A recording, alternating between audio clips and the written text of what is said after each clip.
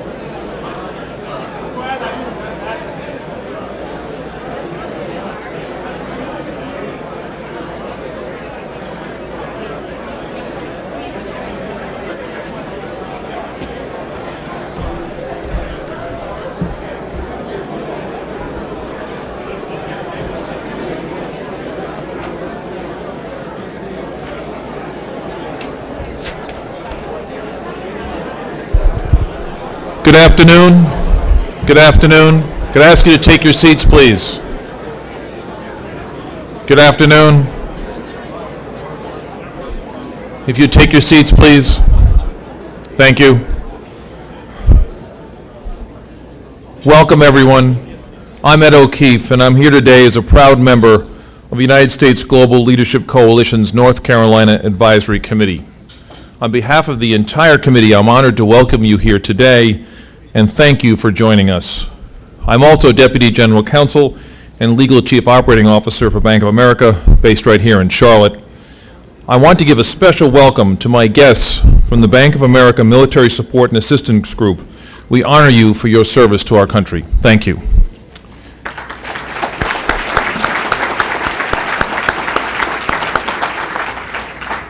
This afternoon, we look forward to a discussion on America's role in the world. A simple look at the headlines, whether it's North Korea's ongoing nuclear threats, the crisis in Syria, or the continuing unrest in the Ukraine, to address and understand the need for America to maintain a strong role in the world today. The United States GLC has assembled a distinguished group of leaders here in North Carolina, both Democrat and Republican, who believe, like I do, that America must be a global leader, not only because it's the right thing to do, but because it's the smart thing to do. Most Americans think we spend 25% of the federal budget on foreign assistance, when in reality it is 1%. We risk jeopardizing the hard-won gains of our fighting men and women as we draw down in frontline locations if we do not ensure adequate resources for development and diplomacy. I see many of my fellow advisory committee members here today, and we as a group fully agree with this. We in Charlotte are pleased to stand with the USGLC and its efforts to advance strong and effective international programs. As a rising, business-oriented city with ambitions to play on a global stage, Charlotte is the perfect place to have this conversation. I know that our special guest today, Senator Burr, and distinguished panelists join us in this pursuit. Senator Burr, the North Carolina leaders gathered here today thank you for your dedication to these issues, and we look forward to hearing your thoughts on America's foreign policy challenges. Now, to introduce you a little more to the USGLC, please help me welcome a man who needs no introduction in this crowd. Please join me in welcoming one of the USGLC's North Carolina co-chairs and our former governor, Mr. James Martin.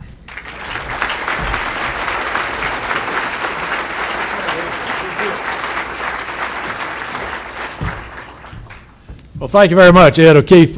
I don't know if they still have your identification up there. I was intrigued by the legal chief operating officer. I've met the illegal one, and I'm happy to get acquainted with you. I know what all that means. It means he's their top lawyer, among other things. But I want to say thanks to all of you, to Bank of America and to all of our corporate sponsors, who are sponsors for this event, whose names are at the bottom of, you got several programs at your place, but this one has them listed, and I hope you'll see that and appreciate their support for this occasion. I am pleased to be co-chair of the North Carolina Advisory Committee of the U.S. Global Leadership Coalition, which from time to time we'll call the USGLC. When we say that, you want to think U.S. Global Leadership Coalition. And serving that way along with my co-chair, former Governor Jim Hunt. Now, each of you has had those unfortunate occasions where your best laid plans had to be set aside because of something that came up that you had not anticipated, and that happens to be the dilemma that he faced. I spoke with Governor Hunt just yesterday and can relay to you that he is very sorry he can't be here with us. We'd had an earlier event at Raleigh a year ago, and he and I co-hosted that with Senator Kay Hagan as our featured speaker then, and yet those things happen. But he asked me to assure you that he's fully supportive of the U.S. Global Leadership Coalition and wanted to be here. As you know, during his 4 terms as my predecessor and successor, I was the bologna between these 2 slices of bread back in those days. But as with governors of this state and southeastern states generally, he was seriously engaged in economic development recruitment trips to numerous countries on behalf of North Carolina and especially our manufacturing sector and economy, as was I. So we'll miss him today, but appreciate his continuing commitment. So speaking for both of us, and with the room laid out the way it is from side to side, I get to practice speaking out of both sides of my mouth. We are honored to have as our special speaker, we'll get over this in just a minute, y'all stay with me, but our special speaker, featured speaker, Senator Richard Burr, and we have a number of special guests here. Was there a list for me to read out? Somewhere here? That one I know. Oh, turn the page. Here we are. I had a different page, folks. Bear with me. Among the many friendly faces here in the ballroom, let me start with Congressman Richard Hudson, Consul General of Israel to the Southeast, Ofer Aviran, former Congresswoman Sue Myrick, State Representatives Rodney Moore, Jacqueline Schaefer, Ruth Samuelson, Bill Brawley, and Stephen Ross, and representatives from the offices of Governor McCrory and Representatives Pittenger, Coble, and McHenry. And now a very special recognition for all the rest of important people who are here today. I would like to ask all of you to please stand and give yourselves a round of applause. Come on, you can do it. Up, everybody. Well, look around. This is a good group. We're talking distinguished. All right. As Ed O'Keefe was explaining, the U.S. Global Leadership Coalition has brought together a superb group of American leaders here in North Carolina and across the country. We have built it across the country in a nonpartisan, bipartisan fashion to get support for American foreign policy that continues to be engaged in world leadership through what we call smart power, and you'll see reference to that through the day. You can imagine what it means. But it does mean the unrelenting commitment to sustaining our national security, supporting our allies and our own national interests, diplomatic programs to build strong relationships around the globe, investing in the development in countries that need the stabilizing force of jobs in order to undermine terrorist movements and appeals. These and many more initiatives to secure our future prosperity and markets and create stability around the world. As Secretary of Defense Bob Gates said, development is a lot cheaper than sending soldiers. And you think about that one. A few years ago, we established a group, an institute in Chapel Hill called the North Carolina Institute for Defense and Business. And its purpose was to bring ranking military officers, future flag officers, to be admirals and generals, to come and meet with business executives and learn the best business practices such as logistics, supply chain management, barcode information for the shipping, arsenal management, those kinds of things.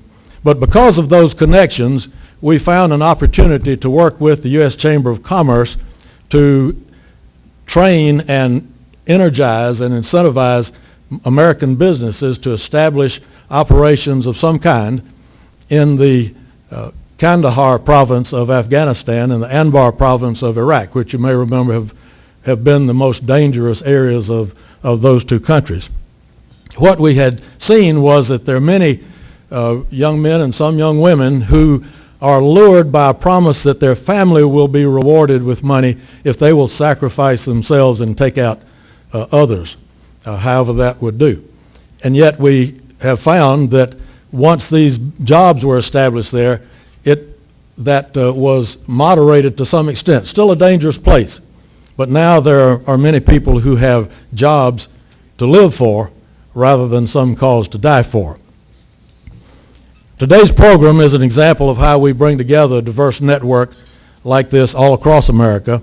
Over 400 business and humanitarian organizations, along with military, foreign policy, faith-based leaders in every state who support this smart power approach to American foreign policy. In addition to state-by-state advisory committees like ours to build community and media and therefore political support, the U.S. Global Leadership Coalition has an unusually strong national presence. Listen to this, and it's in your program material, but a National Advisory Council which includes every living former Secretary of State, many other former cabinet officials, and former members of Congress, and it's chaired by, as honorary chair, Colin Powell.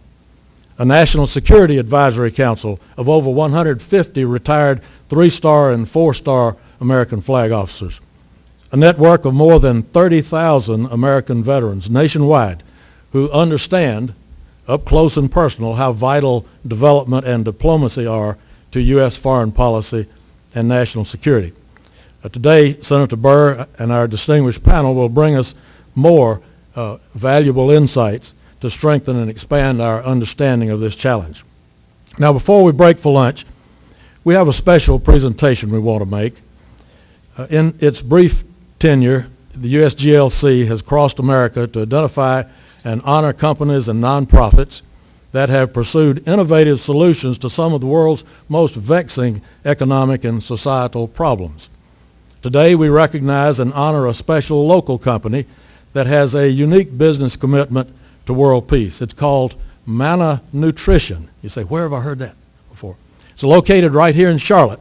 And like manna from heaven, indeed, these folks produce and distribute what they call ready-to-use therapeutic food in partnership with USAID, Aid for International Development. They deliver food to children suffering from malnutrition and hunger in less developed countries. And it means jobs here in North Carolina and in our neighbor state of Georgia. Well, let's learn a little more about this.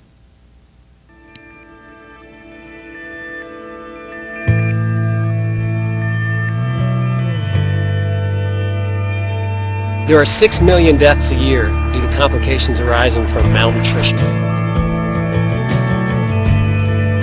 We're not going to solve world hunger, but we can make a serious impact on malnutrition. Manna is RUTF, that's ready-to-use therapeutic food, a peanut butter paste specifically designed for and prescribed to kids who suffer from severe malnutrition. It's peanut butter, milk, and vitamins in one pack. A 6-week course of manna can bring a child back from the brink of starvation. This needs to leave our hands and get into a kid's hands.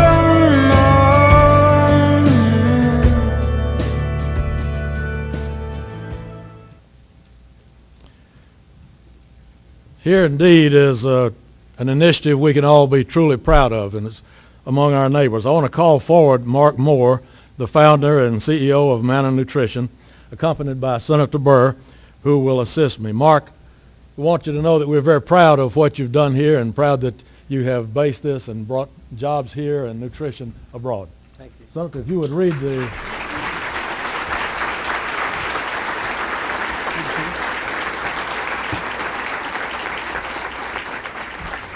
Mark, I'd like to make this very special presentation to you with this small award for a big accomplishment on your part. And this award says, in recognition of your innovation and smart power, U.S. Global Leadership Coalition, April 2014. Congratulations. Thank you, sir. Let's stand right over here in the center and we'll get a picture together. See, I used to do this for a living.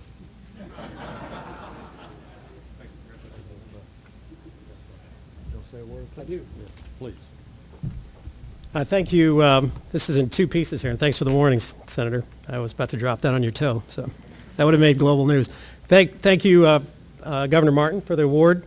We're greatly honored, and thank you, Senator Burr, for your great work and your leadership and support of U.S. international affairs programs, which allow MENA to make a difference and to make a difference not all around the world, but right here at home in Charlotte. And thanks to the USGLC, hanging out in public with you and the 150 or so retired 3- or 4-star generals on your advisory board certainly is a feather in our cap.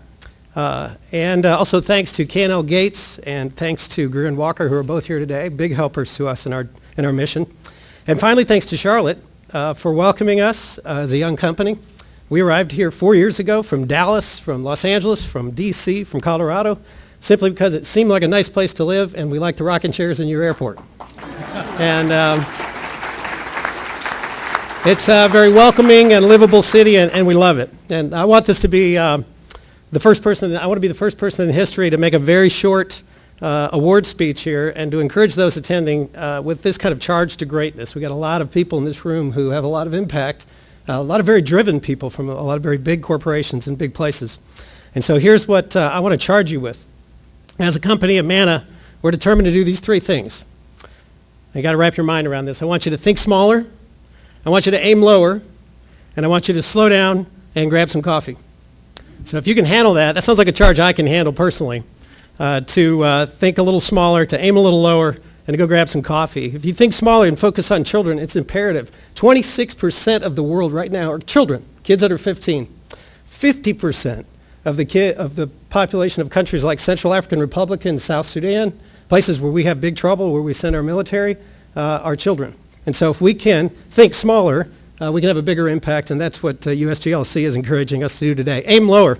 Kids are the key, and kids under 6 are the key. If you reach a child by the time he or she reaches her 6th birthday, you're talking about 95% of their brain growth. So if you can get them the proper nutrition at an early age, you can transform economies. The World Food Program released a study last summer that said Ethiopia's GDP is impacted by $3 billion because of malnutrition. And finally, slow down. Finding the bandwidth in a busy life to sit with like-minded people won't result in more things to do, but it may result in the synergies and the possibilities to form a company sort of like MANA that's trying to make a difference in the world. So thank you for this award, and thanks for the opportunity to be here.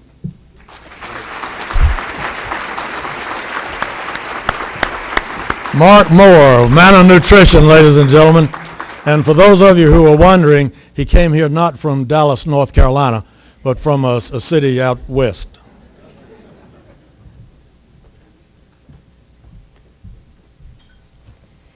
Good afternoon. I'm Michelle Schrader, the Minister of Missions at Myers Park Methodist Church. Myers Park is a community that takes seriously the command to go, and we live out as best we can the calling to do justice, love mercy, and walk humbly with our God. In my travels, I have placed my hands upon the faces of children in South Africa who were dying of HIV/AIDS. I've raised my hands over communities in Zimbabwe and Haiti that were living under the threat of a cholera epidemic. I have sat with people in Armenia and heard their stories of being victims of human trafficking. And I've seen the devastation of civil war and what it does to educational systems in countries like Liberia and South Sudan. For many years now, I have walked with very hungry people who would be glad to receive that peanut butter. Hungry for food, but also hungry for something better in their life. And so I celebrate the gift of all of you being in this room today, working towards this new something different that we're working towards in the world. America is often thought of as a city of light on a hill. Our goodwill and investments around the world are making a big difference, but there is still work to be done. There are still more than 1 billion people living on less than $2 a day. And more than 10 million children die every year from preventable diseases before they reach their 5th birthday. Today, U.S. development is fighting famine and hunger through programs aimed at ensuring food security, providing relief efforts in response to disasters like the one in the Philippines. And last year alone, Americans assisted to provide life-saving HIV/AIDS treatment to 15 million people, 5 million of those orphans. During my seminary years, I served in South Africa, and I walked alongside many orphans, many people in poverty. And I stand before you today to tell you that those people would be very thankful for the work that our country has done in that country over the years. The President's emergency plan for AIDS relief has helped educate and medicate many people in that country. And I borrow a word from the South African culture today, Ubuntu. In the Xhosa language, it means that I am because we are. It's an understanding of community that is larger than ourselves. And I believe that's what we're being called to live into today, an Ubuntu-like understanding of life together.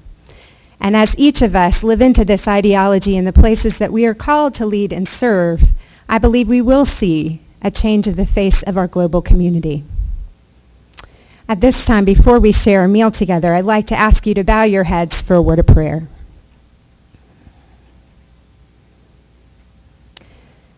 Holy God, on this afternoon as we are gathered here together in this room, a room full of wonderful and amazing people, God, we are aware of the pain of many out there in the world who, as we eat a wonderful meal, will go without.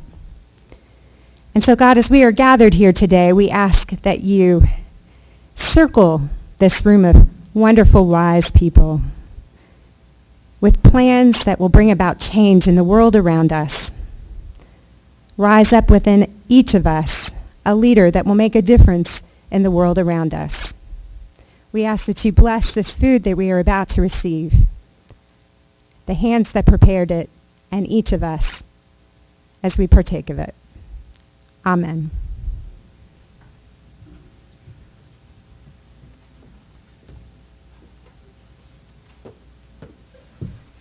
Ladies and gentlemen, if you can please enjoy your lunch, our program will resume shortly. Thank you.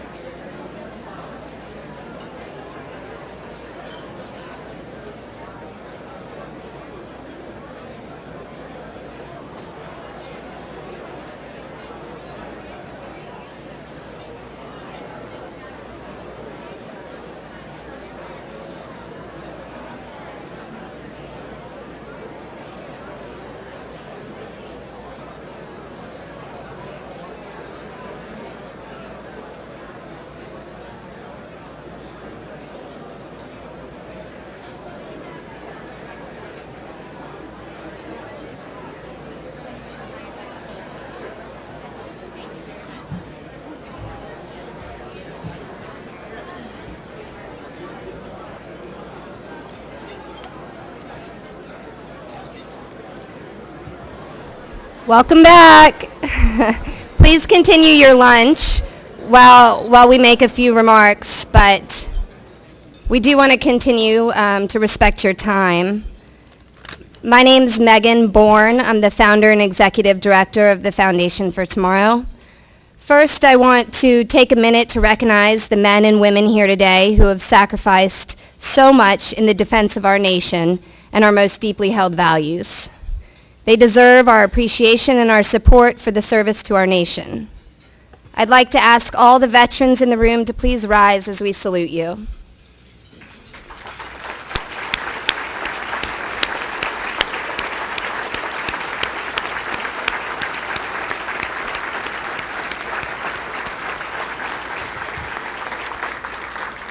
Thank you for helping to make the work we do here in North Carolina possible.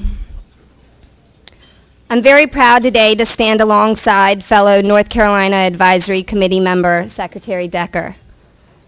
At the Foundation for Tomorrow, we work to secure quality education and emotional support for orphan and vulnerable children in East Africa so that they may reach their full potential and thrive in their communities. Whether it's fighting hunger, malaria, HIV and AIDS, empowering women and girls, or advocating for justice, we are eyewitnesses to the life-changing impact of that small but mighty 1% of federal spending that we know as the American International Affairs budget.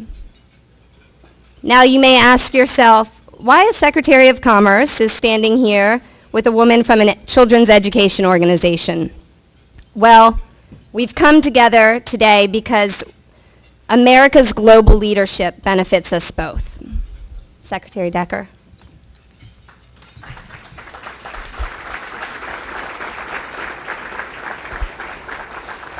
I would never wonder why we were standing here together, because I don't think you can think about North Carolina's economy without thinking about our children. I'm reminded on a daily basis that the hard work that we are doing around growing North Carolina's economy again is really for our children and our grandchildren, isn't it? And it is the thing that motivates me, and it motivates me to be here with you here today and think about North Carolina's position and opportunity in the global economy. I sat not long ago across the table from a CEO of a very large agribusiness concern in our state, and after we met and talked a bit about what we were doing in North Carolina, he looked across at me very seriously and he said, "Sharon, do you understand that North Carolina is sitting at the epicenter of the agricultural revolution in the world?" And I said, "Tell me more." And he said, "Well, you're an agricultural economy, you understand it, it's at your roots, literally and figuratively. You understand the power of the need to fill children's stomachs with food. You understand the power behind helping economies learn how to grow their own food. It's what this state has done all of your life." He said, "You also understand about investment and research and development in agriculture. You understand about research and development in manufacturing," and on we went. And on that day, I took that challenge as I began to really think about the position that North Carolina plays in the global economy. From my experience as Secretary of Commerce in a very short period, a year and a half, as well as my many years at Duke Energy, I know that in order to stay competitive in the global marketplace, we need to have systems and policies in place that allow us to do business, not only do it well in North Carolina and domestically, but very importantly for our conversation today, do it well around the world. America's development and diplomatic programs do just that. And we don't have to look very far to see how it has benefited North Carolina already. Today, trade supports over 22% of the jobs in this great state. North Carolina exported over $30 billion in goods and services to foreign markets last year. And I can tell you that those numbers will be bigger this year.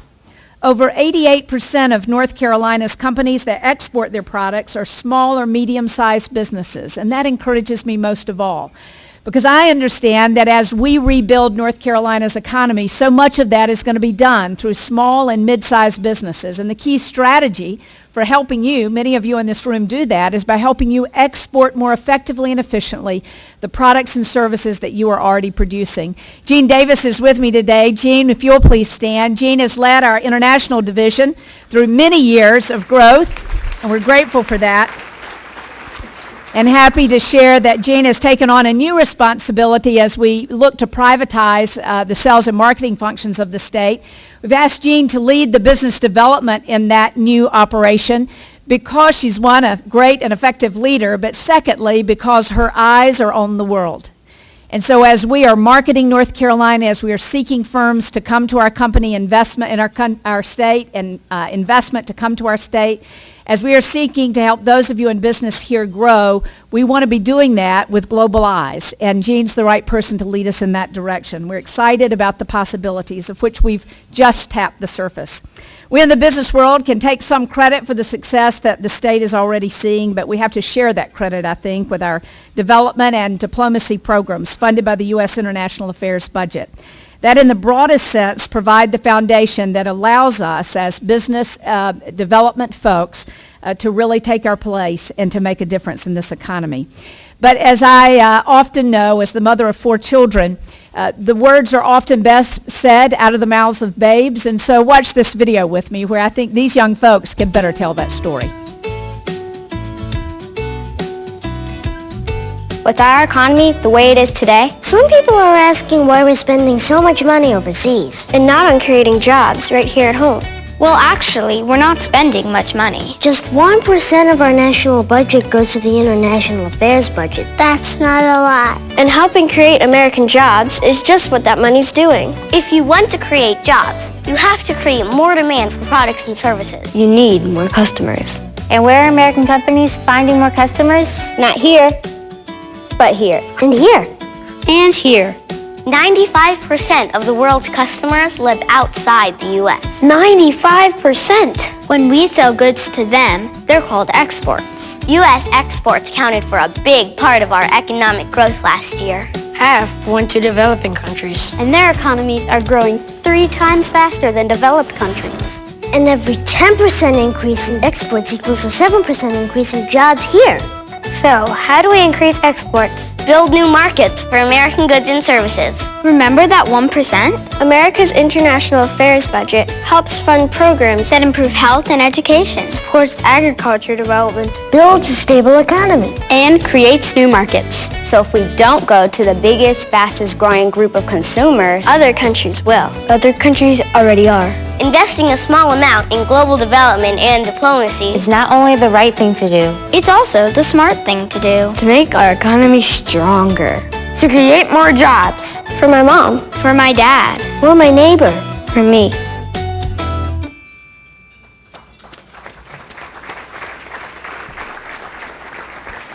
I think they make it pretty clear. We're here for an important reason today, and I'm delighted that you all have come. It is now my honor to introduce Senator Burr and members of the panel that will come in a few short moments. It's my honor to introduce Senator Burr. Today's conversation about America's global leadership is one that couldn't take place without the senator. First elected to the U.S. House of Representatives in 1994, Senator Burr served 5 terms in the House and is currently serving his 2nd term in the U.S. Senate. As ranking member of the Senate Veterans Affairs Committee and member of the Intelligence Committee, Senator Burr has a unique perspective on the role that smart power plays for our national security and for economic development. He understands that in today's increasingly interconnected world, the challenges facing the U.S. are more complex and require all of the foreign policy tools that possibly could be available to us. Senator, we're honored to have you here today, and we thank you for your leadership. I'm so grateful, I'd have to add personally, for Senator Burr's support of our efforts here in North Carolina in economic development, always willing to help us, always willing to make phone calls, always willing to encourage, and I'm very grateful for that. Also on our panel will be Lieutenant General Ingram. He serves as the director of the Army National Guard, where he guided the formulation, the development, and implementation of all the programs and policies affecting the Army National Guard, a force of more than 350,000 citizen soldiers around the country. And important for you to know that in the Army and Air National Guard, we have 152 units and 11,000 soldiers and airmen here in North Carolina. So, Lieutenant General Ingram, your work is important to us, and we'll look forward to hearing from you after the Senator speaks. Joining him in the panel will be Bill Lane. Bill is the International Government Affairs Director at Caterpillar and co-president of the USGLC. Bill has been a leading voice in the business community for free trade and global engagement in Washington, D.C. for over 35 years. Important for you to know about Bill is that Caterpillar has over 2,000 employees in the state of North Carolina. So we're very grateful that Bill is here and grateful for Caterpillar's business in this state. I shared with him that just last week I was at the Caterpillar facility in Sanford, North Carolina, where we announced a new initiative in workforce development in the state, a collaborative between Commerce and the North Carolina Community College system as we develop a seamless process for getting folks back to work and employers reaching people. We chose to announce that at the Caterpillar plant because we feel that they are such a strong model in our state of really developing employees, hiring our people, and creating great career opportunities for them. So, Bill, we particularly thank you for that. They will be joined by our distinguished moderator, the Emmy Award-winning Christian Broadcast Network political correspondent, David Brody. We're so honored to have all of these distinguished gentlemen with us today. They will join us for a panel after the senator speaks. But first, ladies and gentlemen, join me in welcoming a true leader, a North Carolinian of highest valor, and an advocate for U.S. smart power, Senator Richard Burr.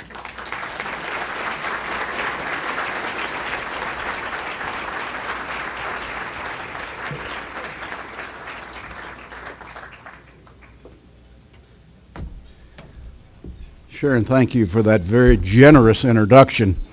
And Governor Martin, I have always felt that it's better to be the meat between the two pieces of bread. So I'm glad you recognize exactly where you are. Mark, congratulations on Mana's recognition. I've got to admit that it's been a busy week. It's a challenging time, as we all know. And as I got home at 11 last night, I said, I'll wait till tomorrow morning to think about what's on my schedule. And I woke up this morning and realized I had to drive and give this speech. And it was a troubling hour and a half because I look at the diversity of the involvement and the support within this group, and I realize this is really, really important. You know, that's tough for a member of Congress to actually do something really, really important these days. But I will not embarrass our North Carolina chairs, the Jim and Jim show, Governor and Governor, and Jim Martin and Jim Hunt have served this state in an unbelievable way, and they continue to serve us in every capacity that they're asked to do. We're grateful to you, and would you applaud the governor and the governor that's not here.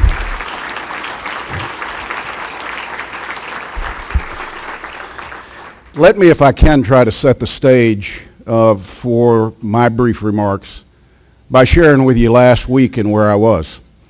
You see, a little over 10 days ago, I left with 5 of my colleagues, headed to Europe to do what I do every 3 to 4 years, and that's to visit our military cemeteries abroad, part of the American Battlefield Monuments Commission. A lot of Americans don't realize that for World War I and World War II, many of our relatives, many of our friends' relatives, are still buried outside of the United States. You see, at the end of the conflict in both operations, the military contacted families and said, do you want us to send the remains of your son, your daughter, your husband, your wife, your father, your mother home? Many individuals chose to leave their loved ones where they had given the greatest sacrifice, as close to the battlefield as that cemetery might be. This was an effort led by General Pershing, and much of the design was his thoughts. We have military cemeteries that have as few as 13,000 visitors a year. And this year, Normandy will top 1.7 million on the 75th anniversary. Quite a difference in attendance. But you know, there's an American at that cemetery that sees 13,000 visitors a year, keeping that ground as impeccable as the ground is at Normandy, respecting every person who gave the ultimate sacrifice by making sure that the grass is mowed and the headstone is clean. But there's been one big change that I want to share with you that's happened in the last year and a half. Now, at every cemetery you visit, they tell the story. You see, if you're a North Carolinian walking into Cambridge, England Cemetery, They're going to probably take you to the Wall of the Missing. They're going to probably tell you about the Irvin brothers from Charlotte, North Carolina. The right and left gunner on the same heavy bomber. A bomber that left on a mission and never returned. They're going to tell you where they went to school if they can find that information. They're going to tell you whether they were married and had children. They're going to tell you why they signed up, and more importantly, if they know anything about the decision to leave them there, they'll share that with you. Not just family members, every person who walks in. You see, we've got a generation right now that we've got to educate about the sacrifices that were made so that we could be here today, so that we could talk about the global nature of opportunity and the impact that we can have on developing areas of the world. We couldn't do that if it wasn't for those brave souls. Now, I'm challenged a little bit this morning to come up with the things that I want to tell you, but I want to focus on three things. And I don't think these are going to be three things that you don't already know. One, the globe has changed in the last 15 years. Now, if my dad were still alive, he would probably tell me I'm crazy, it's still the same. But the truth is, for those in business, for those in education, for those in elected office, we know it has changed drastically. And for those in a nonprofit capacity, you probably understand more than anybody just how challenging this new landscape is. Two, terrorism's alive. It's alive and it's growing in the regions that its presence is felt. And more importantly, some of our best long-term partners have no interest in the status of terrorism. Makes it challenging, to say the least. And third, technology. Technology has always been perceived as a multiplier to economic growth. And what I have to share with you today is technology now has become a threat. And our ability to sort through the two is really a challenge for those of us that have the responsibility of setting the policy course for the country. Now let me be a little more specific on both. The global landscape changing. Probably best said in the video we just saw. Developing and developed. And some might suggest there's something else. No, there's not. We made a decision, along with our German friends. Where'd he go? There he is. And the Japanese, several decades ago, that, you know, us controlling the capital in the world isn't the best thing. Investors really nudged us to that, and capital began to be exported. Before that, Bill, we were in the textiles and furniture business in this state. And we could do it because we controlled the capital. When technology changed manufacturing, we sold the old technology to somebody that had a lower labor rate, but when you put the two together, it all matched. The free flow of capital changed drastically competition around the world. And it was that free flow of capital that made governments begin to think about how our policies affect competitiveness of our companies and, more importantly, our citizens. The demographics have shifted. For the past 2 decades, we've been focused on a place called China. Some for manufacturing reasons, but a lot for the market. High growth market, a lot of people. And they were right. 70+% of consumers today are outside of the United States. You manufacture something in the United States, 70% of who you're selling it to is outside of our country. But just as we've talked about China the last 2 decades, how many people realize that in 2030 Africa will be the most populated continent in the world? And it will be the target of investment. Don't believe me. Look at what the Chinese are doing. They're getting the foothold today. And the challenging thing is, with the exception of President Bush's decision to start an HIV/AIDS initiative, which I applaud, and has had significant impact. As a matter of fact, this year, for the first time since that initiative went into place, the South Africans said they're not taking any more money. They're self-sufficient. That's how it's supposed to work.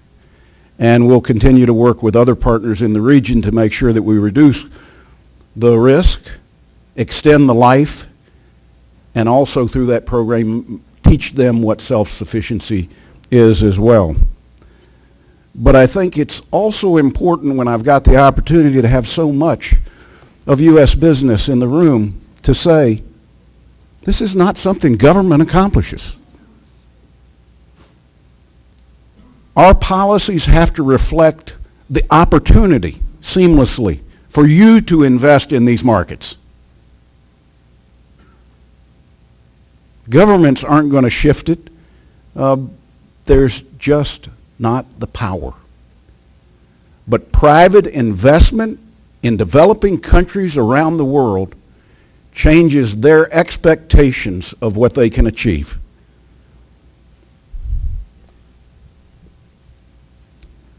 Coalition governments.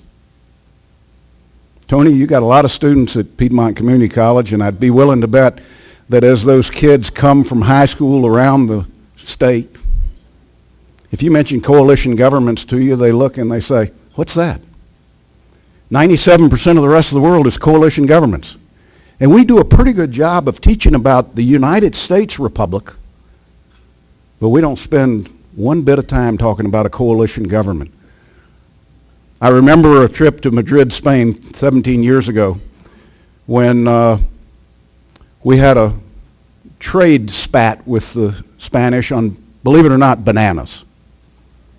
They took a suit to the WTO. And I couldn't believe this. And I sat down with some parliamentarians in Spain and I said, why would you let it get to this point?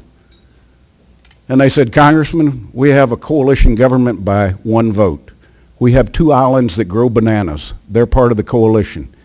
If we don't take out this suit, our coalition government falls and we have a special election in 90 days. I got my lesson on coalition governments. There's no predictability. There's uncertainty. What's it require for capital investment to be made? Certainty, predictability, rule of law, intellectual property protection. It sounds like I'm ticking down a list of exactly what the United States foundationally stands for. Trade and prosperity. Richard Hudson did a great job of talking about trade bills that are talked about in Washington. Well, action's what we need. You know, there's some that believe you can put the genie back in the bottle. Putting the genie back in the bottle is not good for the United States, and it's not good for the rest of the world.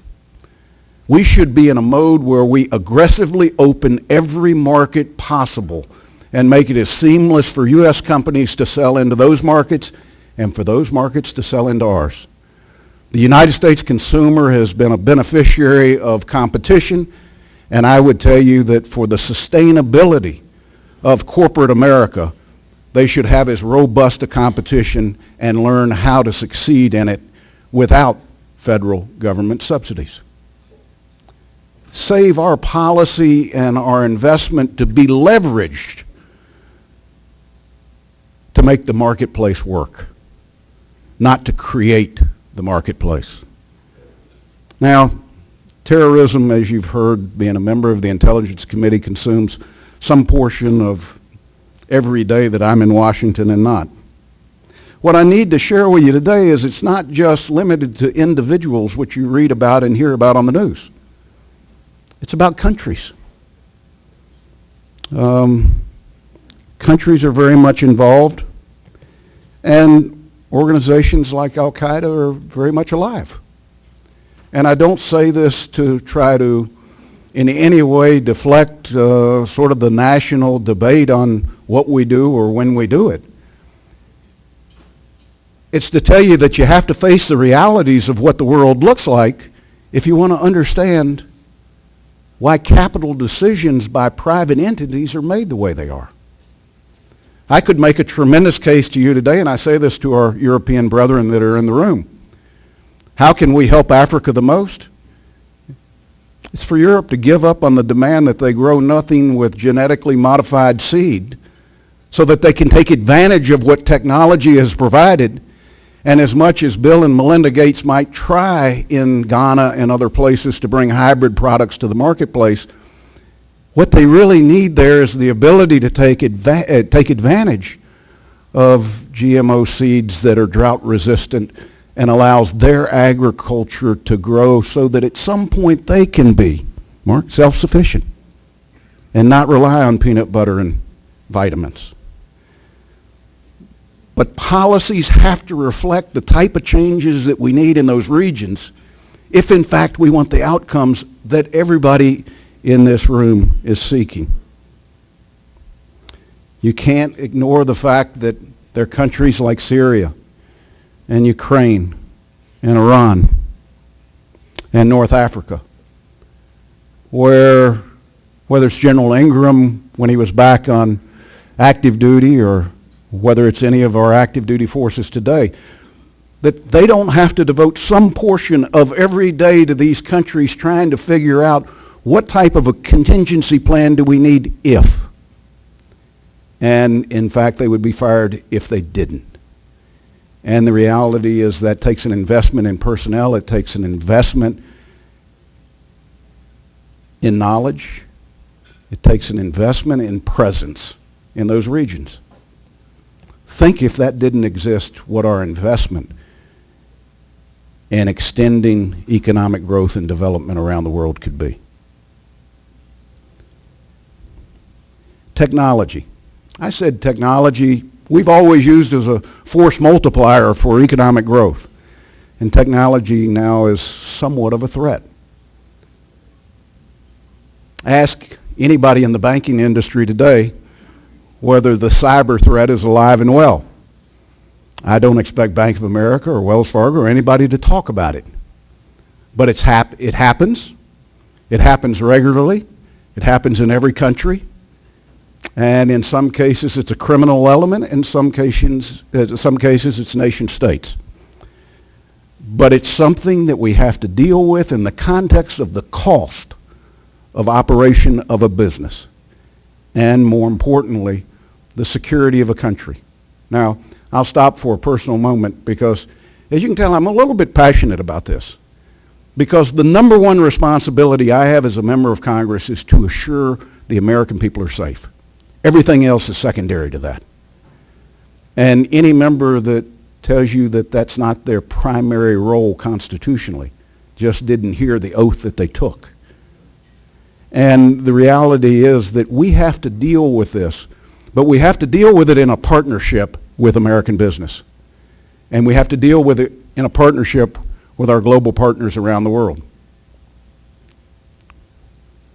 I hope that over the next several months we will be able to accomplish some type of predictable blueprint for how America will at least move forward and how our partners will intertwine into that move. Now, I said I was going to be brief. So let me try this. What's the takeaway? I think the takeaway is the question I was asked at Athens Drive High School by an 11th grader in Raleigh, North Carolina yesterday. Envision a school that 5 minutes before I walked in the door to meet with students, a tree fell and the transformer blew up and the power went out. They were really excited that the power had gone out. They weren't terribly excited that I was there. But you know what? I'll go to a school before I'll go to a Rotary because kids will ask me what they hear their parents complain about around the dinner table and not necessarily what was in the morning paper or the evening news. And when I opened it up for question, this 11th grader looked at me and he said, "Senator, could you tell me what our foreign policy is?"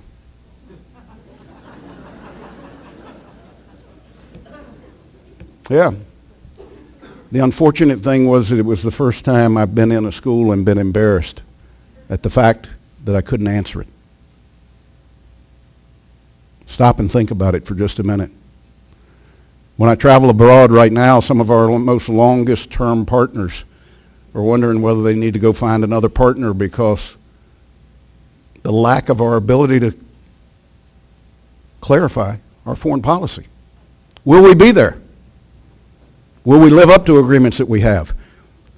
I bring these up not to in any way get up to the line of politics, but to say these are absolutely crucial to economic global growth and to our presence in it. The United States of America is the least expensive place to manufacture in the world today. Why? Because our energy cost is 1/3 of what the rest of the world is. I've never been more optimistic about what we can do, and if we take advantage of it, how much we can share. But if we don't take advantage of it, it means we're just going to fall short of providing enough or being the impetus for those developing areas of the world, and we're going to have to rely on peanut butter and vitamins. So I'm reminded of Helen Keller when a reporter caught her after a speech she had given. And the reporter said to her, "Can you think of anything worse in life than to lose your sight?" And she paused for a moment and she said, "Yeah, to have my sight and lose my vision." This is a real important time for America to understand what our vision is for the world. Without that vision, we don't know where we fit. This organization helps to drive government to understand what our policy should be, therefore our vision should be, and how we fit in our impact on the rest of the world. In a nutshell, leadership's essential. Leadership is absolutely crucial to an ability to communicate effectively our vision of where we want to go. De Tocqueville came to the United States and he said this was the greatest country in the world. And when he went back across the pond, he was asked to define that. And he said, the American people have the capacity to give of their time and their resources to help anybody in need. Great example right here. Never mentioned government, state, local, or federal. Hate to say that to all my elected officials here. We're irrelevant from a standpoint of de Tocqueville's assessment. That's a great thing. The capacity exists within us. Now, unfortunately, with my involvement in healthcare, I am thoroughly convinced that this is not something that is generationally passed through our DNA. Usually it's bad things that we pass in DNA. The good things we teach. As I started with my talk, we've got an educational process to teach the next generation, the next generation, the next generation about the sacrifices that were made so that we can do what we do. Well, we've got an educational, I was right at the point too. We've got an educational task in front of us to teach the next generation and the next generation and the next generation about the fact that the person who can most affect the change globally is the person you look at every morning when you brush your teeth. It's us as individuals. It's fulfilling what de Tocqueville saw in America being the greatest country in the world. But you can't expect our children and our grandchildren to get it without us individually setting the example for them to learn from. For your participation in this organization, for your participation in this effort, that's setting the example for the next generation to understand why they should be involved. Thank you for being here today. God bless.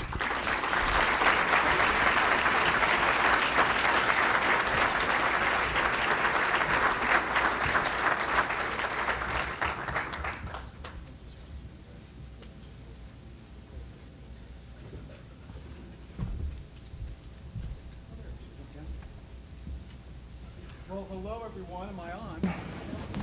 I'm not on.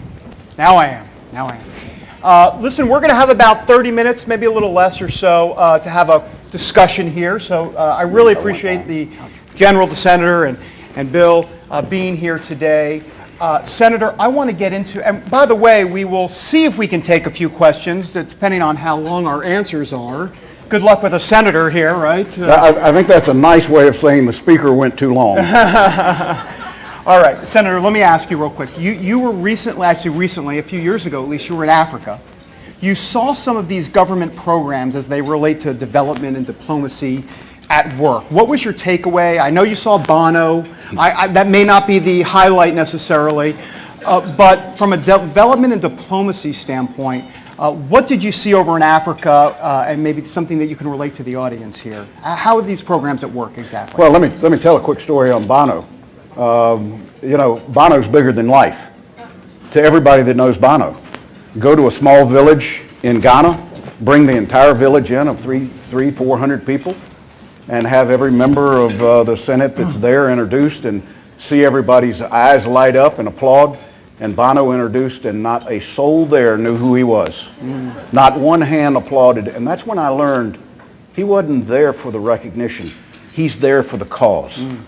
And that makes a huge difference. That's why America's there. We're not there for the recognition. We're there to stimulate those individuals in country, and I might say people here. I'll give one example. The most effective HIV program in South Africa is a program called Mothers to Mothers.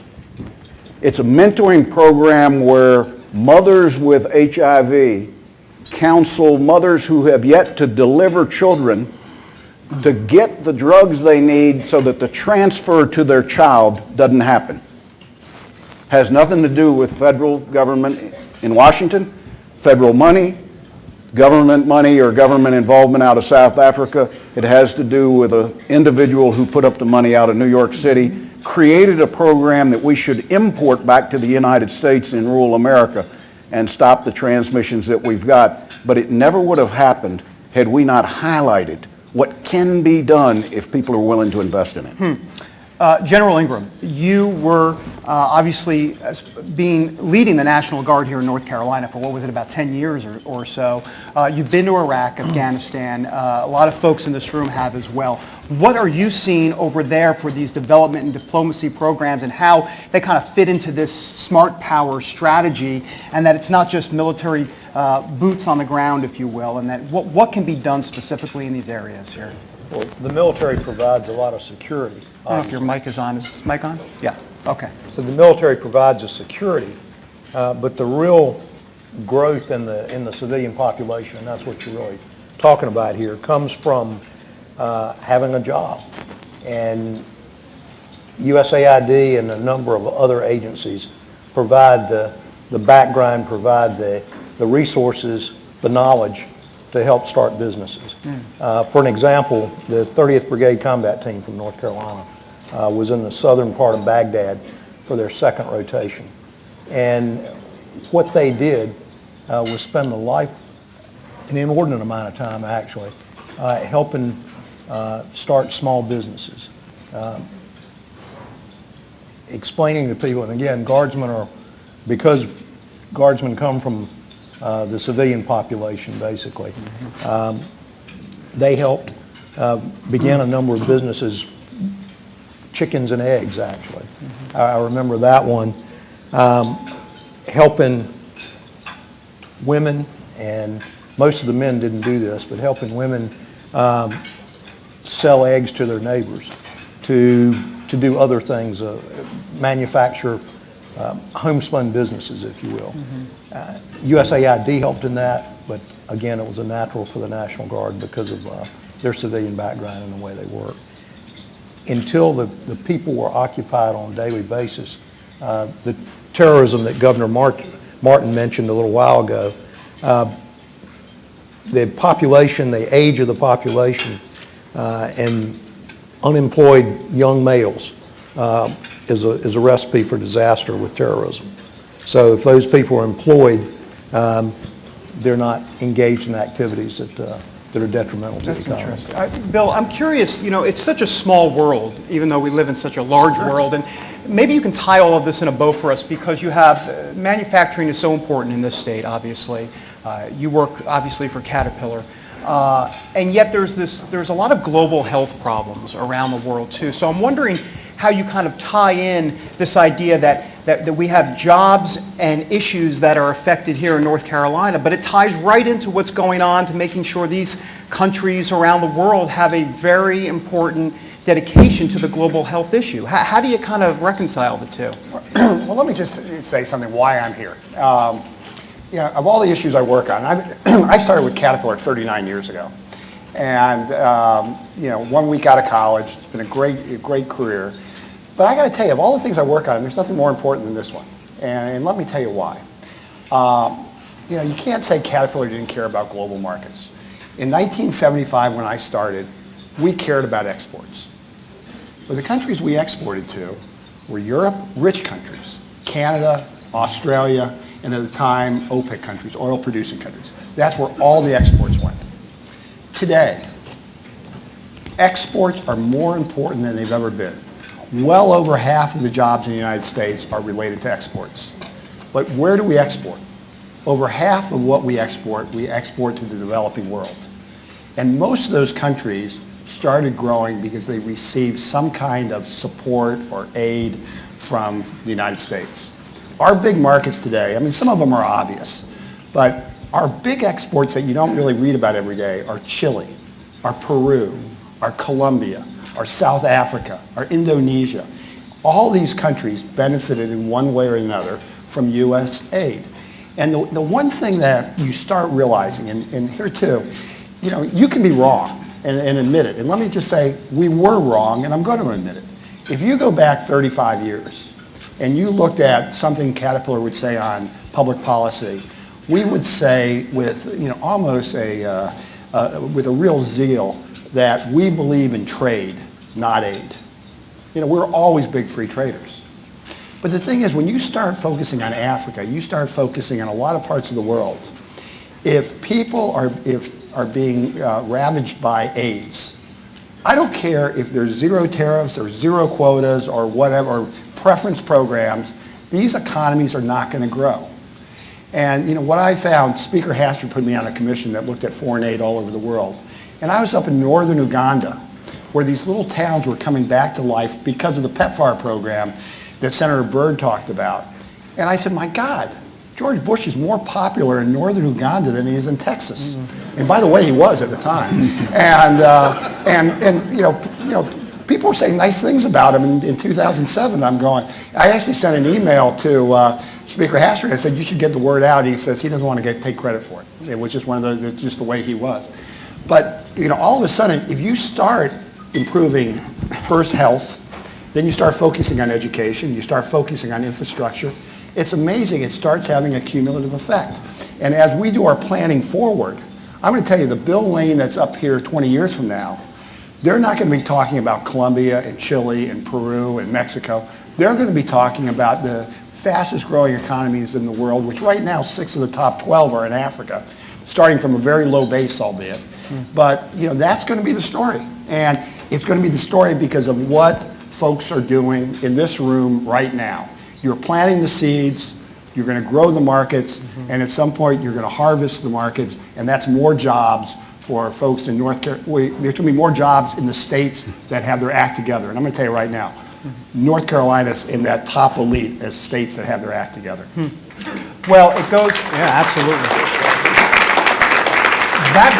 General, that goes to the issue of development. And, I know it was former Secretary Gates who said development is a lot cheaper than sending soldiers. We heard that from the governor earlier. How exactly? In other words, how do these development and diplomacy programs help us prevent maybe putting some boots on the ground there specifically? I think people want to know what these programs do specifically to kind of help the terrain or help the political climate there especially. Well, you really don't want to fight with people that you're trading with. And the more engaged we are economically, I think it prevents conflict, especially between governments. Terrorism is another key there. And I do want to talk just a moment about an engagement program that we've been involved with for the last 20 years. It started after the fall of the Berlin Wall, called Partnership for Peace in Europe, where 17 emerging democracies in Eastern Europe were paired with National Guard organizations in 17 states. North Carolina now has 2 state partnerships. They're in 67 countries, including Vietnam was the newest one. And it starts out as a military-to-military relationship and then grows military to civilian and in some cases civilian to civilian. In the case of North Carolina, we partnered with Moldova in Eastern Europe, and then later in 2007 we partnered with Botswana in Africa. So the engagement, a normal visit, a person from our state in the Ministry of Defense of that nation permanently on a daily basis fosters a lot of opportunities not only for the military piece but for businesses, et cetera. And just to talk very briefly about Moldova, the national health, actually the national medical university in Botswana, in Moldova, is partnered with Wake Forest University School of Medicine, East Carolina University School of Medicine. They do video teleconferencing on a daily basis. So those kinds of engagements, and again, in 67 countries around the world, really do make a difference. Senator, what are you hearing on Capitol Hill as it relates to this international affairs budget and these development and diplomacy programs? I mean, it's only, what, 1% of the federal budget, and yet there seems to be all this controversy. Why we're sending money to places that maybe we shouldn't be sending it to, but clearly they're working. So how do folks in this room and yourself on Capitol Hill kind of advance the ball? How do you win the argument specifically as it relates to this international affairs budget and specifically the development and diplomacy programs? It's very simple. Encourage members of Congress to travel. Everybody thinks that that's an automatic re-election negative. I would tell you that if you don't know about the rest of the world, how can you make global decisions? If you're going to make investments and they're going to be the right investments, how are you going to know unless you see it? I think it was Teddy Roosevelt said, the most important thing to do is the right thing. The second most important thing to do is the worst thing. The worst thing to do is nothing. And I think that a lot of times, with the absence of knowledge, we do nothing. And I think we're at a point that our responsibility is we've got to do something. And you're much better at impacting it in a positive way if, in fact, you have a personal experience. Okay. I do want to mention there are some cards on your tables. If there are some questions you have, we'll try to get to them. No guarantees, but we hope to do that. Bill, tell me a little bit, this whole global health issue is interesting to me because Africa is such an emerging country as it relates specifically to what the Senator talked about earlier about where Africa is going in the future. So how exactly does the global health affect the stability of nations? Because I think that, to me, would be a key as it relates to the jobs that we're talking about here in North Carolina and really around the country. I mean, if you don't have countries that are stable politically and otherwise, then where are you exactly? Well, I mean, health's a big part of it, but let me just point out to everybody, Africa is not a country. Right. I mean, and I say that because, you got to keep in mind, you got some country, I mean, you got South Africa, you got Nigeria, you got Egypt that have always been big markets. Then you've got some countries that really have gotten their act together, the Ghanas and Botswanas and what have you. You've got a lot of countries that are challenged from a transparency and a corruption standpoint. So you really have to really address a marketing or a development program country by country and not necessarily continent by continent. Health is absolutely critical, but let me just give you an example of the challenge that everybody here has. I mean, think about what you read about in the newspaper. You know, what we're asking everybody in this room to do is to be one of the most boring jobs in America. We want you to be a fire marshal. Now, if you're a really good fire marshal, you're going to hold your job for a gazillion years, and at the end of retirement, they're going to give you a watch, and you're going to go away in the sunset. They're not going to build any statues. But if you are a firefighter, if the fire marshal's not around and a blazing fire happens, you're going to be called in and you're going to put out the fire, and you're going to get all sorts of justifiable acclaim. What we're trying to do is keep the fires from being started in the first place. And people don't write about it. People don't talk about it at the dinner table. Preventing a crisis is really what we're all about. And if we can do it, it pays huge, huge dividends. Of all the issues I've worked on, there was a thing called Plan Colombia. Plan Colombia 14 years ago was on the verge of being a narco-terrorist state. And between President Clinton and Speaker Hastert, they put together a bipartisan effort to improve the situation. Part of it dealt with the military, part of it dealt with civil society. And it was an expensive program. It was almost $1 billion a year. But over 14 years, we now have a thriving democracy. It's peaceful. It's one of our best allies in the world. And you say to yourself, that's a lot of money. But I got to tell you, that's the equivalent of 3 weeks in Iraq. And think about the payoff. But nobody gets credit for that kind of stuff. But you have proven that you can really get ahead of the curve. You can do things in a bipartisan way. And of all the areas out there, this is one of the most bipartisan efforts we have. Republicans, faith-based community, they're working hand in glove with a lot of the NGOs and what have you that have different views on running the government. But it's an area that we've really had great success. And business is playing a much more activist role. I mean, if you want to think about your career down the future, this is a place you want to be. Interesting. I did get my C words mixed up there, by the way. My geography teacher, who's probably listening online, knows that. I know it's a continent. Well, yeah, it's a big one. My goodness. David, a lack of sleep here. I'll add something real quickly to Bill. Yeah. Out of the 10 countries that love America the most, 7 of them are in Africa. That's right.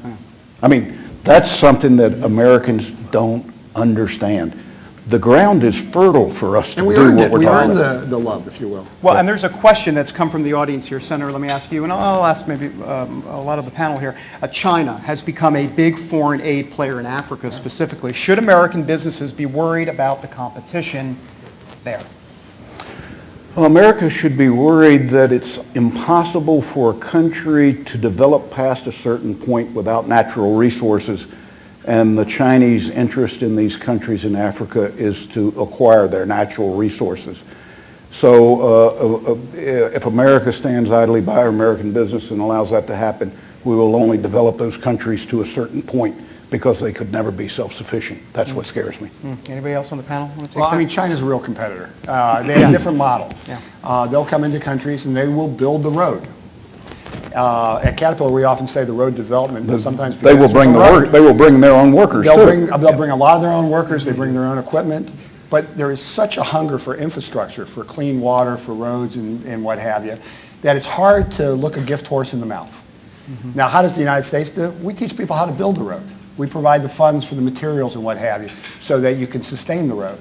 But I don't bash China. I mean, this is a pretty effective. What we've got to do is we've got to outthink them. We've got to outwork them. We've got to out-engage them. But in no way, how can you get mad at someone that's building a road, even if they're doing it mainly for their own self-interest? But in the same token, that's more of a reason why we need to be more engaged, not less engaged. Okay. Yeah, please. From my perspective, and it's only with the limited experience I have with Botswana, my thought on that is that the African nations tolerate China. They would much rather do business and do things with the United States as opposed to China, but they're building roads and they're doing things. So they tolerate them and allow them to come into their countries to do that. That's interesting. Senator, I'm curious, this is a good question. They're all good questions. But here's one. There seems to be a growing isolationist strain in both parties. Newsflash, all right, on Capitol Hill. But from a security, economic, and moral perspective, how do we counter that exactly? And kind of bringing it back to development diplomacy, how does that affect what we're talking about here today? Leadership.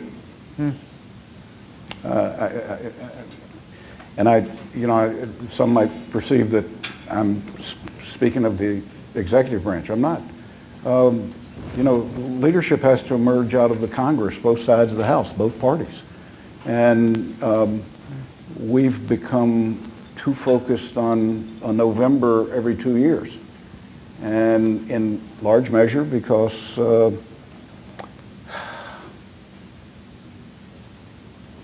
technology allows us to mine down to a level that you can be real specific.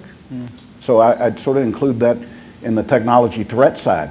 It was very different when you had to go out and shake the hands and do it person by person by person. Now there are people that know if I made a mistake today, which I'm sure I did, there are a lot of people that already know it because one of you have already tweeted it.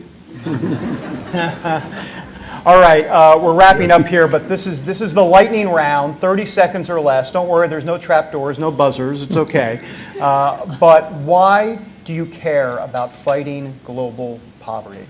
What is it exactly? What's in the heart? This is my Oprah, Dr. Phil question. What is it? Why do you care? Why are you here fighting this fight? Anybody can start. Well, let me take it on. Americans are the most compassionate people in the world. And I believe that every American, given the opportunity, would want to help somebody in need. They don't always know how. They don't have your number. They don't have another channel. But individually, they would like to do something. And I think that's a very powerful thing. In my experience, people from other countries, they see the United States flag on your uniform. And they don't really care who the coalition partners are. But if the United States is engaged, it's a good thing. If the U.S. goes away, then the coalition crumbles. And the people that are being helped sit there and kind of stare into space and say, it's all over. So that's been my experience. Bill, the last 30 seconds are yours. Last 30 seconds is simple. I mean, there's three reasons that bring us all together. One is it's helping people is common among all of us. Two is there's obviously good security reasons why you want everyone to be engaged and benefiting from the global economy. And three, it's good business. I have to say I live by a couple simple rules. One is you always want to help the ins when they're out. Everybody calls the candidate who wins the election. Call the candidate who loses the election. You'll have a friend for life. And amazing. Some of those people come back. And the other one, and the one that I want you all to really remember, is always position yourself to take credit for the inevitable. And you're on the right side on this one. If we keep going in the trends that we're going, you're going to see growth in parts of the world that hasn't seen growth ever. And as a result, you're going to make friends, you're going to do good business, and you're going to have a safer world. And this group does a terrific job pulling all that together. So stay involved, and thank you. Thanks, Bill. Big hand for our panel. Thank you. Wait 1 second. Thank you. That was wonderful. Thank you so much. They are terrific. Good afternoon. I'm just going to close up. I'm Liz Schreier. I'm the founding executive director of the U.S. Global Leadership Coalition, and I'm here to really thank you and thank them. Governor Martin and Governor Hunt, wherever you are marvelous, and we thank you from the bottom of our heart for your leadership on so many things that you do, but that you give your time to this passion and this interest. The four gentlemen to my left, David Brody, you are fabulous that you did that lightning round and got so much in. Bill Lane, my hero, my friend. General Ingram, You are truly a hero, and enjoy your retirement, painting your fence, building your fence, your wife getting you back for a little bit more time. And Senator Burr, you are magnificent, and I thank you for all of us.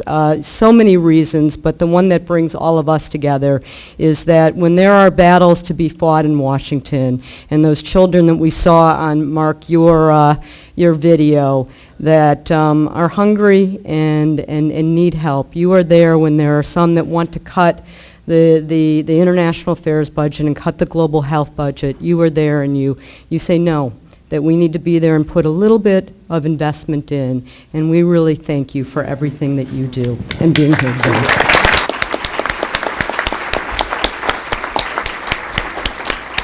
So two more things. Thank you to our partners. We had magnificent partners who made this happen. The Charlotte Chamber of Commerce, the Charlotte Regional Partnership, Charlotte International House, North Carolina Technology Association, and the World's Fair Council of Charlotte. Thank you to each of you. And as you know, there is a saying of there's no free lunch. So I have a call to all of you, and it's not going to cost you anything other than your voice and your activism. I always like to have a meeting, and I don't like to just have a good meeting. I like to have a great meeting. And here is the difference of what makes a great meeting. It's what happens when you walk out the door.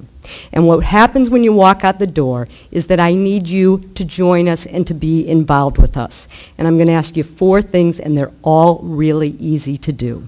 The first is that tomorrow or in the next couple days, you're going to get an email from one of my colleagues. Where is Pamela Gregory, who really is the person who made this happen? Raise your hand in the back. You know Pamela.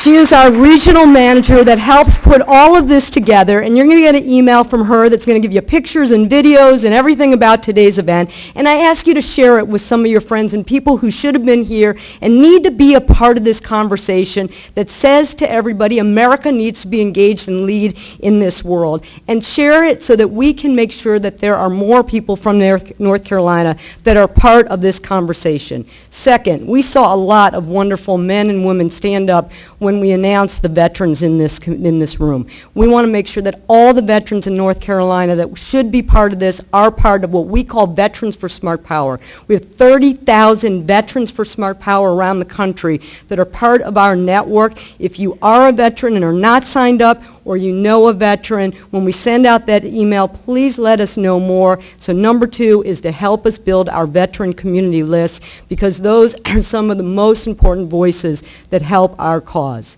Third, on your table was the dates for our annual conference coming up. We love seeing you here in Charlotte. I love getting out of Washington, D.C., but frankly, as Senator Burr knows, it's a little tough in Washington, D.C., and we need you there. So on June 17th and 18th, we are hosting our annual conference. It's for state leaders, and you'll be meeting people like yourself from all over the country, veterans, faith-based leaders, and business leaders, and we host a day of meetings and conference where we talk about these issues, and then we actually go up to Capitol Hill so we can thank the members of the North Carolina and other delegations for helping support the international affairs budget. There's no cost to coming other than getting yourself there, and we really would invite you and encourage you to come. And last and most, I think most importantly, is in Washington, D.C., it's tough to be, I think, a senator and a congressman these days, and I imagine that you get a lot of people that tell you that they don't like what you do. And so I ask you, when you hear from us, and we ask you to say thank you to Senator Burr, to Senator Hagan, to Congressman Hudson, and all the other members of the delegation, when they take the steps to support the international affairs budget, to support the global development and diplomacy budget, to please respond to those emails from us and to say thank you to them. Because it's tough to be a member of Congress and in the Senate these days, and we want to make sure that they hear from us about how much we appreciate this little 1% of the budget and what they do. And I'll leave you with this one story. In February last year, I got to go to Tanzania, and I went to a country in Africa, and I got to a very, very rural part of Africa, and I saw, the first person I saw, a woman singing to me as I got there, and she was dressed in traditional Africa garb, and she said, "Hello, my name is Veronica, and I want to be on the internet." So I took out my iPhone and I turned it on and she said, let me tell you why. I want to tell you because you're an American. And I had a little plot of land and my little plot of land was doing terrible until America came.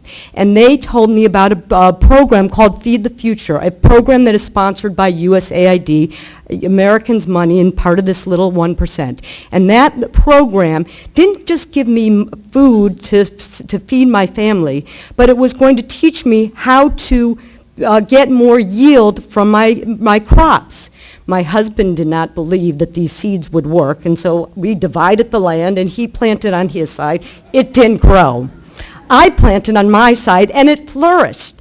And today, instead of being poor, I own a used truck. All 11 of my grandchildren now go to school, and I am teaching 15 women in my village how to do the same things that I learned from you. So I want to be on the internet to thank America.